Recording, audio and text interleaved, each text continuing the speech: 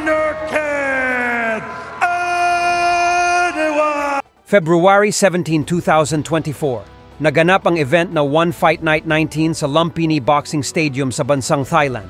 Dito ay nagharap ang parehong fighter na tinalo ni Joshua Pasio, sina Mansur Malakiev at Yosuke Saruta. Sa laban na ito ay naging dikit ang laban, subalit isa lamang ang dapat na manalo.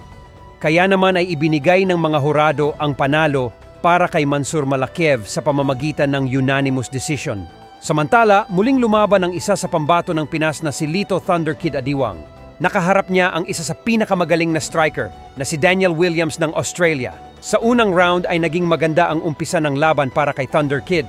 Nagawa niyang mapabagsak ang Australian sa pamamagitan ng isang right hand at agad siyang nag-follow up sa pamamagitan ng tuhod at ilang mga suntok, ngunit nagawang makarecover ni Williams. Sinikap ni Thunder Kid na tapusin ang laban sa ground, ngunit mahigpit ang naging depensa ni Williams, kaya naman ay hirap si Thunder Kid na mabigyan ito ng solid na atake.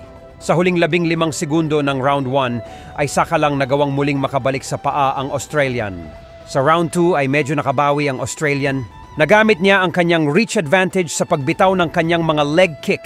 Sa round 3 ay muling sinikap ni Thunder Kid na tapusin ang laban. Nagkaroon ng palitan ng suntok at sipa at pagkatapos ay agad na dinala ni Adiwang ang laban sa ground. Muli niyang sinikap na tapusin ang laban, ngunit nagawang kumapit ni Williams. Nakontrol siya ni Thunder Kid hanggang sa huling minuto ng round 3. Sinikap ng Australian na pabagsakin si Adiwang, ngunit huli na ang lahat. Kaya ang resulta ng laban ay panalo ang ating kababayan para sa kanyang 3 winning streak. Sa main event, nagharap ang Muay Thai kickboxing champion na si Jonathan Haggerty ng United Kingdom kontra kay Felipe Lobo ng Brazil. Matindi ang kanilang naging bakbakan. Sa unang round ay knockdown ang champion na si Haggerty, ngunit sa round 2 ay agad siyang nakabawi nang pinabagsak niya ang Brazilian. Nagpatuloy ang laban at naging back and forth lang ang naging resulta. Sa round 3 ay nagbitaw ng isang matinding right hand si Haggerty at dito na natapos ang laban.